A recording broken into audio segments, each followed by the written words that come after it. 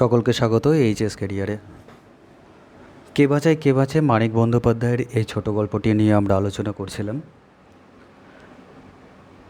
কে বাঁচায় কে বাঁচে এই গল্পটির শর্ট কোশ্চেন আমরা আলোচনা করেছি। প্রথম পার্টটা অবশ্যই দেখে নিও যারা এখন পর্যন্ত দেখোনি।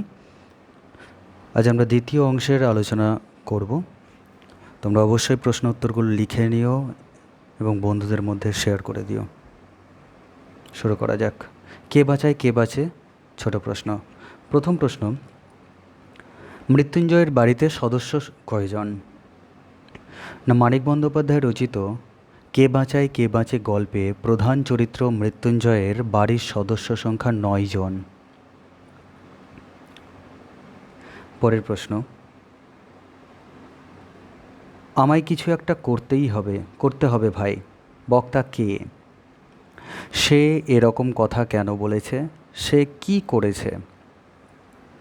দেখো, প্রশ্ন এত বড় হয়তো আসবে না, একসাথে ছোট ছোট আসতে পারে, কাটা আসতে পারে। যেমন আগের প্রশ্নটাই মানিক বন্দ্যোপাধ্যায়ের মৃত্যুঞ্জয়ের বাড়িতে সদস্য সংখ্যা কয়জন, এটা এমসিকিউতে আসতে পারে। মৃত্যুঞ্জয়ের বাড়ির সদস্য সংখ্যা হলো হাইফেন 5 জন, 7 জন, 2 জন, 9 জন। তুমি সঠিক উত্তরটা 9 জন এইরকমভাবে হবে। আমরা এমসিকিউ কোশ্চেন আলোচনা করছি না, আমরা টানা এই ছোট প্রশ্নগুলো আলোচনা করছি, এর মাধ্যমে হয়ে যাবে। আচ্ছা, পরের প্রশ্নটা দেখো। আমার কিছু একটা করতে হবে ভাই, বক্তা কে? সে এরকম কথা কেন বলেছে? সে কি করেছে? না, মানিক বন্দ্যোপাধ্যায়ের অন্যতম শ্রেষ্ঠ গল্প কে বাঁচায় কে বাঁচে গল্পের প্রধান চরিত্র মৃত্যুঞ্জয় প্রশ্নোক্ত কথাগুলি বলেছে। ঠিক আছে, প্রশ্নে উক্ত বা প্রশ্নোক্ত কথাগুলো বলেছে। পরের প্রশ্ন, সে এরকম কথা কেন বলেছে? না, মৃত্যুঞ্জয় ফুটপাথে অনাহারে মৃত্যু দেখার পর মানসিক দিক থেকে প্রচণ্ডভাবে বিচলিত হয়ে পড়ে। তারপরেই সে মনে মনে সংকল্প করে এ সমস্ত হতদরিদ্র মানুষদের জন্য তাকে একটা কিছু করতেই হবে। আর পরের প্রশ্ন তথা শেষ প্রশ্ন এটার, সে কি করেছে? করতেই হবে বলে সে কি করেছে আসলে? উত্তরটা হবে মৃত্যুঞ্জয় এবং তার স্ত্রী দুজনে মিলে তাদের একবেলার ভাত না খেয়ে এই হতদরিদ্রদের মধ্যে বিলিয়ে দেয় এবং মাসের শুরুতেই বেতন পাওয়ার সময়ে পুরো টাকাটাও কোনো একটা রিলিফ ফান্ডে দিয়ে দেয়। এই কাজটাই তারা করেছে, মৃত্যুঞ্জয় করেছে। পরের প্রশ্ন, ভেতরে সে পুড়ছে সন্দেহ নেই, কার কথা বলা হয়েছে? না, কে বাঁচায় কে বাঁচে গল্পের প্রধান চরিত্র মৃত্যুঞ্জয়ের কথা বলা হয়েছে। নিখিল মৃত্যুঞ্জয়ের মানসিক অবস্থা এবং চোখ মুখ দেখে অনুধাবন করেছিল যে ভেতরে সে পুড়ছে সন্দেহ নেই। তোমরা লিখবে মৃত্যুঞ্জয়ের কথাটা বলেছেন। পরের প্রশ্ন, মৃত্যুঞ্জয়ের মতে টুনুর মা একবেলা খেয়ে কতদিন টিকতে পারে? না, মৃত্যুঞ্জয়ের মতে টুনুর মা অর্থাৎ তার স্ত্রী একবেলা খেয়ে দিন 15-20 টিকতে পারে মানে বেঁচে থাকতে পারে। টুনুর মায়ের যা স্বাস্থ্য তাতে সে দিন 15-20 টিকে থাকতে পারে, এটা বলেছে। এমসিকিউ টাইপস যদি কোশ্চেন আসে তোমরা অনায়াসেই পারবে, দিন 15-20 টিকতে পারবে। প্রশ্নগুলো লিখে নাও এবং বারবার প্র্যাকটিস করো। আমরা বড় প্রশ্ন নিয়ে আসবো এরপর। পরের প্রশ্ন, মরে তো মরবে না খেয়ে, কে কার সম্পর্কে এরূপ মন্তব্য করেছে? না, কে বাঁচায় কে বাঁচে গল্পের প্রধান চরিত্র মৃত্যুঞ্জয় তার স্ত্রী অর্থাৎ টুনুর মা সম্পর্কে এরূপ মন্তব্য করেছে, মরে তো মরবে না খেয়ে। ঠিক আছে, পরের প্রশ্ন, ওটা পাশবিক স্বার্থপরতা, কে বলেছে এ কথা আর কোন প্রসঙ্গে বলেছে? এটা 5 নম্বরের প্রশ্নতেও আসতে পারে এবং 5 নম্বরের মতো করেই লেখা আছে। চলো, মানিক বন্দ্যোপাধ্যায় বিরচিত কে বাঁচায় কে বাঁচে গল্পে দুর্ভিক্ষের করাল গ্রাসের দৃশ্য দেখানো হয়েছে। এই গল্পের প্রধান চরিত্র মৃত্যুঞ্জয় অন্যতম প্রধান চরিত্র নিখিলকে প্রশ্নোক্ত কথাগুলো বলেছে। আর কোন প্রসঙ্গে বলেছে? না, নিখিল জানায় যে পন্থায় মৃত্যুঞ্জয় দুঃখ নিবারণের চেষ্টা করছে সেটি ঠিক নয়, বরং ভুরি ভোজনটা না করে যতদূর সম্ভব খাওয়া দাওয়া কমিয়ে দিয়ে দেশের ও দশের মানুষের উপকার করা উচিত। নিখিলের মতে বেঁচে থাকতে যতটুকু দরকার ততটুকুই খাওয়ার প্রয়োজন এবং দেশের সমস্ত লোক মরে গেলেও সেই নিজের প্রয়োজনটুকু বজায় রাখতেই হবে। নীতির দিক থেকে নয়, ধর্মের দিক থেকে নয়, সমাজ ধর্মের দিক থেকে নয়, সমাজ ধর্মের দিক থেকেও বিচার করলে 10 জনকে খুন করার চেয়ে নিজেকে না খাইয়ে মারাটাই বড় পাপ। অর্থাৎ প্রথমে নিজেকে বেঁচে থাকতে হবে। এই স্বার্থপরতাটাই মৃত্যুঞ্জয়ের কাছে পাশবিক স্বার্থপরতা রূপে চিহ্নিত। যারা এই অংশটুকুটা বুঝতে না পারছো তারা গল্প যেখানে পাঠ করেছি সেই অংশটুকু একবার শুনে নাও, পুরো গল্পটা বুঝে যাবে। পরের প্রশ্ন, অন্ন থাকতে বাংলায় কেউ না খেয়ে মরতো না। বক্তা কে, কোন প্রসঙ্গে বলা হয়েছে? যে প্রসঙ্গে বলা হয়েছে এই প্রশ্নগুলো আছে না, এগুলো সব 5 নম্বরের প্রশ্ন তৈরি হতে পারে। লিখো, কে বাঁচে গল্পে নিখিল মৃত্যুঞ্জয়ের উদ্দেশ্যে এই কথাগুলো বলেছে।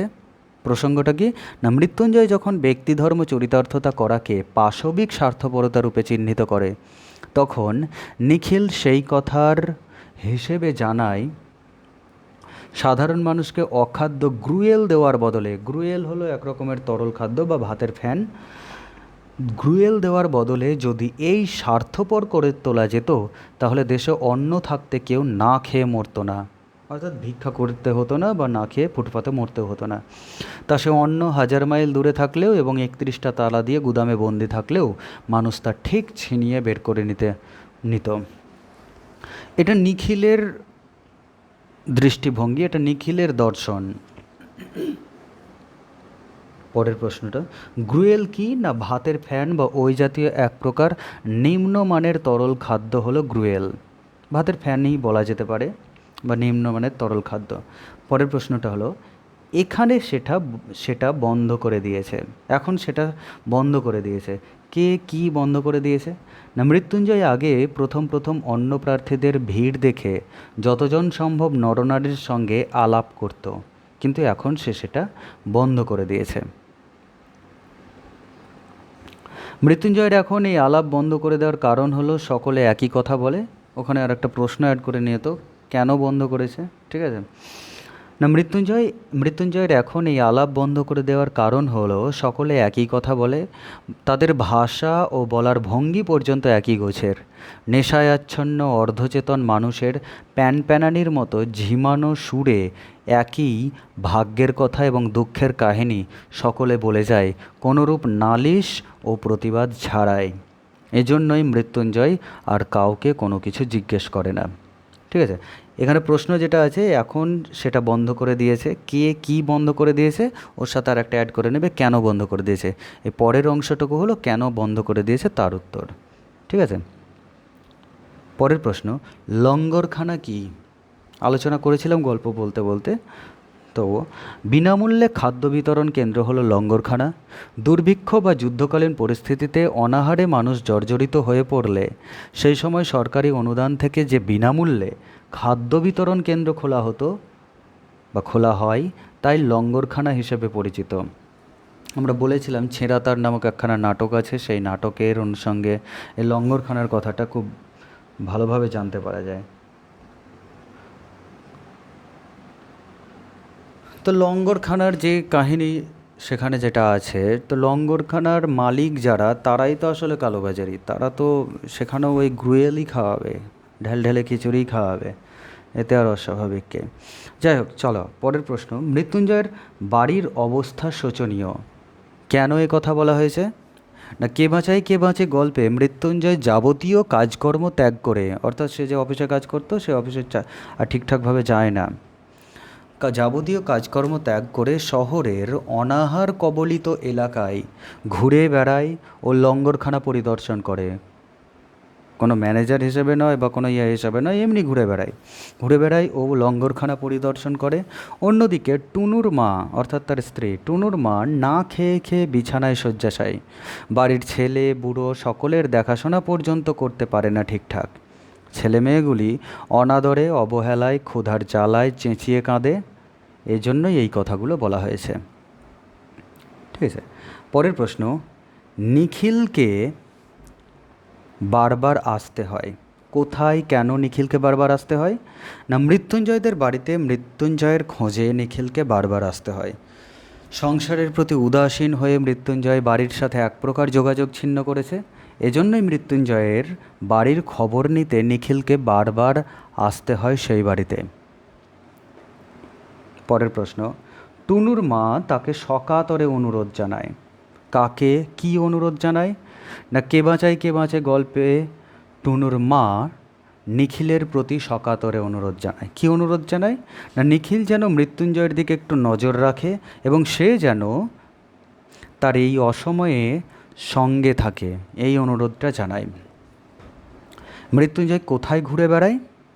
না মৃত্যুঞ্জয়কে আর বাড়িতে পাওয়া যায় না, সহজের আদি অন্তহীন ফুটপাথে সে ঘুরে বেড়ায় এবং লঙ্গরখানায় ঘুরে বেড়ায়। কোথায় এই হতদরিদ্রদের আনাগোনা বেশি সে সমস্ত জায়গাতেই ঘুরে বেড়ায়। পরের প্রশ্ন হলো, দাঁড়িয়ে দাঁড়িয়ে মৃত্যুঞ্জয় তাদের লক্ষ্য করে। মৃত্যুঞ্জয় কাদের লক্ষ্য করে? না কে বাঁচে গল্পের নায়ক মৃত্যুঞ্জয় দুর্ভিক্ষ কবলিত মানুষদের, যারা ডাস্টবিনের ধারে, গাছের নিচে, খোলা ফুটপাথে পড়ে থাকে, অনেক রাত্রে দোকান বন্ধ হলে যারা হামাগুড়ি দিয়ে সামনের রোয়াকে একটু ভালো আশ্রয় খোঁজে, ভোর 4টে থেকে যারা লাইন দিয়ে বসে থাকে লঙ্গরখানায় খাবার খাওয়ার আশায়, মৃত্যুঞ্জয় এই সমস্ত মানুষদেরই দাঁড়িয়ে দাঁড়িয়ে লক্ষ্য করে। ঠিক আছে, খুব সুন্দরভাবে এগুলো লেখা আছে, তোমরা অবশ্যই এগুলো খাতায় লিখে নিয়ে খুব ভালোভাবে পড়ে নাও। যে কোনো টাইপের প্রশ্ন আসুক তোমাদের কোনো অসুবিধা হবে না, এটুকুটা গ্যারেন্টি। তোমরা এমসিকিউ টাইপের কোশ্চেনগুলো এখান থেকে অনায়াসেই পেয়ে যেতে পারবে, উত্তর যদি ঠিক মুখস্থ করে নিতে পারো। তোমাদের এমসিকিউ টাইপের কোশ্চেন আলাদা করে করার কোনো দরকার নেই, তবে ভালো করে পড়তে হবে এগুলো। এই প্রশ্নের বাইরে কোনো প্রশ্ন এই গল্প থেকে অন্তত পক্ষে আর আসবে না। 5 নাম্বারের প্রশ্ন আমরা আলোচনা পরে করব। চলো পরের প্রশ্ন, টুনুর মাকে মিথ্যা করে বলে। কে টুনুর মাকে কি মিথ্যা করে বলে? না টুনুর মা বিছানায় শয্যাশায়ী অবস্থায় বাড়ির ছেলে বুড়ো সকলকে তাগিদ দিয়ে মৃত্যুঞ্জয়ের খোঁজে বাইরে পাঠায়, কিন্তু তারা কেউ এ বিরাট শহরে কোথাও তাকে খুঁজতে না গিয়ে কিছুক্ষণ বাইরে কাটিয়ে বাড়ি ফিরে আসে এবং মিথ্যে করে জানায় মৃত্যুঞ্জয়, তারপর যেটা আছে সিঙ্গল কোটে অর্থাৎ গল্প থেকে তোলা, আসছে খানিক পরেই আসছে, এই কথাটা বলে।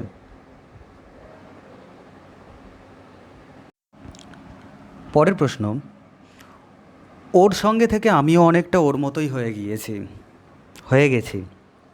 বক্তা কে? তার এরূপ বলার কারণ কি? না কে বাঁচে গল্পে মৃত্যুঞ্জয়ের স্ত্রী টুনুর মা এরূপ উক্তি করেছে বা প্রশ্নোক্ত উক্তিটি করেছে, এভাবে বলা যায়।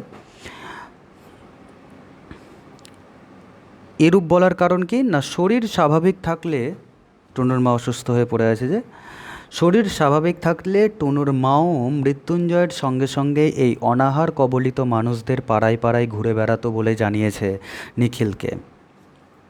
ফুটপাথের সাধারণ লোকগুলির দুর্দশা দেখার পর টুনুর মাও কেমন যেন পাগল হয়ে যাচ্ছে দিন দিন, স্বামীর মতোই। ছেলে মেয়েগুলিকে নিয়েও তার আর ভাবনা নেই। ঠিক আছে, এই জন্যই সে বলেছে যে ওর সঙ্গে থাকলে আমিও ওর সঙ্গে থেকে আমিও অনেকটা ওর মতো হয়ে গেছি। পরের প্রশ্ন, মৃত্যুঞ্জয় কতদিন তার স্ত্রীকে ফুটপাথে ঘুরতে সঙ্গে নিয়ে এসেছিল? এটা এমসিকিউ টাইপের কোশ্চেন হতে পারে। যে মৃত্যুঞ্জয় তার স্ত্রী টুনুর মাকে 2-3 দিন সঙ্গে নিয়ে গিয়েছিল মানুষদের দুর্দশা দেখতে। পরের প্রশ্ন, কেমন একটা ধারণা জন্মেছে। কার কি ধারণা জন্মেছে? না কে বাঁচে গল্পে মৃত্যুঞ্জয়ের কেমন একটা ধারণা জন্মেছে বলে জানায় তার স্ত্রী টুনুর মা। এটা টুনির মা হয়ে গিয়েছে, এটা টুনুর মা হবে, বানানটা ভুল হয়ে গিয়েছে, সরি। কি ধারণা জন্মেছে? না মৃত্যুঞ্জয়ের ধারণা জন্মেছে যথাসর্বস্ব দান করলেও বেশি কিছু বা ভালো কিছু করতে পারবে না সে। এই নিয়ে তার মনের মধ্যে একটা দারুণ হতাশা জন্মেছে, এই জন্যই দিনকে দিন সে মুচড়ে যাচ্ছে। ঠিক আছে, এই প্রসঙ্গেই বলা হয়েছে যে যথাসর্বস্ব যা কিছু তার আছে সব কিছু দান করেও সে এই গোটা শহরের অর্ধাহার অনাহার যা আছে এই যন্ত্রণা দূর করতে পারবে না। আর এইটা ভেবেই সে মানসিকভাবে আরও ভেঙে পড়ছে, ধারণা জন্মেছে যে সে কিছু করতে পারবে না। পরের প্রশ্ন, নিখিল শোনে আর তার মুখ কালি হয়ে যায়, কারণ কি? না মৃত্যুঞ্জয়ের আদর্শবাদ তার স্ত্রীকেও ক্রমে গ্রাস করেছে জানায়। যদি সে শারীরিকভাবে অসুস্থ না হয়ে পড়তো তাহলে সেও স্বামীর সঙ্গেই ঘুরে বেড়াতো। নিখিলের প্রতি নয়, স্বামীর আদর্শবাদের প্রতি টুনুর মার বিশ্বাস দৃঢ়। সে জানিয়েছে, বিশ্বাস দৃঢ়র পর একটা কমা বা সেমিকোলন দাও, সে জানিয়েছে তার ছেলে মেয়েগুলির জন্য সত্যিই ভাবনা হয় না, কেবল মন পড়ে থাকে ফুটপাতের ওই লোকগুলির প্রতিই। এই সমস্ত কথা শুনেই নিখিলের মুখ কালি হয়ে যায়। পরের প্রশ্ন, মৃত্যুঞ্জয় অফিসে যায় না কতদিন থেকে, সে এখন কোথায় যায়? মাইনের টাকা হাতে আসার পর থেকেই মৃত্যুঞ্জয় অফিসে নিয়মিত যায় না।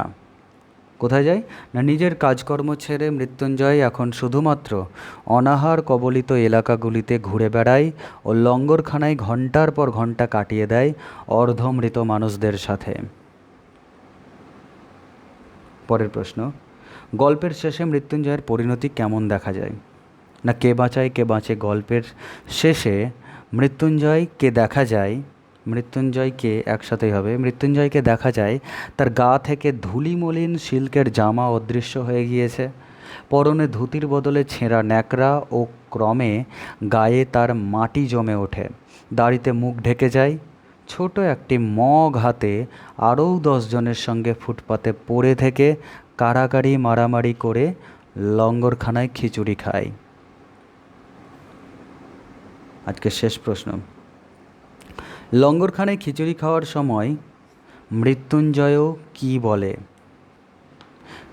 মানিক বন্দ্যোপাধ্যায় বিরচিত, এটা লিখে নেবে, মানিক বন্দ্যোপাধ্যায় বিরচিত কে বাঁচায় কে বাঁচে গল্পের নায়ক মৃত্যুঞ্জয় গল্পের শেষে গাঁ থেকে এইছি, খেতে পাইনে বাবা, আমায় খেতে দাও, এই কথা বলে ও লঙ্গরখানায় কাড়াকাড়ি মারামারি করে খিচুড়ি খায়। কাড়াকাড়ি বানানে কয়াকার ডয়বিন্দু রয়াকার, কয়াকার ডয়বিন্দু রয় হর্ষই, এই বানানটা হবে। আজকের প্রশ্ন এই 23টা প্রশ্ন, এতদূর পর্যন্তই। সকলকে ধন্যবাদ দেখার জন্য। বন্ধুবান্ধবদের মধ্যে শেয়ার করে দাও। আর প্রশ্নগুলো অবশ্যই খাতায় লিখে নিজেরা প্র্যাকটিস করতে শুরু করো। আমরা পরীক্ষা নেব, তোমাদের হয়ে গেলে পরেই এই গল্পটা শেষ করে বড় প্রশ্ন দেওয়ার পর আমরা কোশ্চেন সেট দেবো, তোমরা বাড়িতে পরীক্ষা দেবে। রেসপন্স জানাবে আমাকে ভিডিওর কমেন্ট বক্সে। ভালো থেকো, সুস্থ থেকো, বন্ধুদের মধ্যে শেয়ার করে দাও। ধন্যবাদ।